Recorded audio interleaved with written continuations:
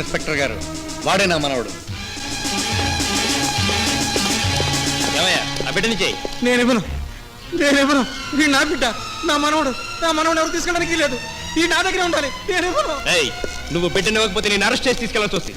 నువ్వు బిడ్డను దొంగతనంగా ఎత్తుకొచ్చావు. ఇదిగో ఆ మాట అనవద్దు. నేను ఎత్తుకురాలేదు. వీడు నా మనవడు తొట్లో వేయడానికి నేను తీసుకొచ్చాను అంతే.